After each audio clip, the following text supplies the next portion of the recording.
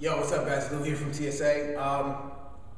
One of my athletes asked me something about that he always pulls his hamstrings during track practice, and I basically told his coach, or told him to go tell his coach that he needs to address certain things before there's an epidemic going down within the track team of hamstring pulls. So let me give you guys some tips on how you can avoid not only hamstring pulls, because that's what he asked me about, but basically any pull of any type before a training session, before anything that you do. There's basically it's probably more different things that I pretty much off the top of my head that I would address. Basically, one, are you hydrated? Water is absolutely one of the most important things in our body.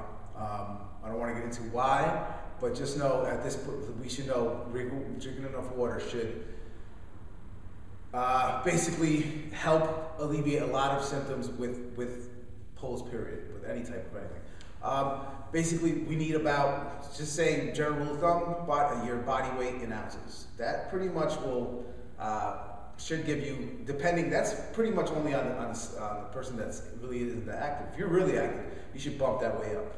Number two, proper warm up. We obviously want to improve or increase our core temperature and increase the blood flow throughout our joints before we start going from 0 to 60 in 2 seconds.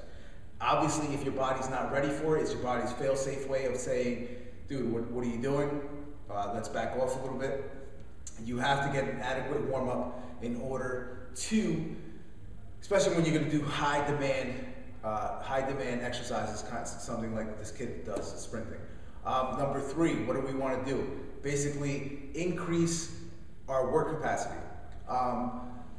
At times, if you're basically too out of shape, the demands that you're asking of your body, the contractions, the hard contractions that you're asking of your body's not able to sustain that. So you need to basically get in better conditioning shape, work capacity, how much work you can do over prolonged periods of time. If you're really out of shape and you start running, track practice out of nowhere, 100s, 200s, 300s, whatever the scheme of whatever your track coach is having you do, you're asking your body something that it's not ready for, And then one of the last things is basically sprinting technique.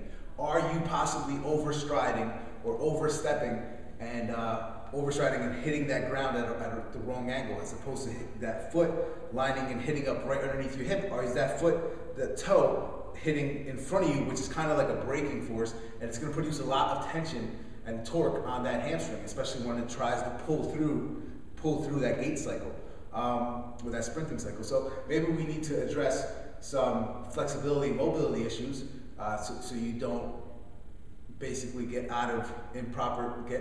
into improper technique. So what do we want to do? We want to make sure we're hydrated, make sure we warm up properly, make sure that we have proper sprinting technique, and that's pretty easy to fix a little bit. And the last one is, are we conditioned enough for what the demands that we're putting on our body? Obviously, we can't just go into sprinting or basically asking our body to do tons of things that it's not ready for. It's gonna say, whoa dude, what the fuck are you doing? So this is Lou here from TSA. See you guys later.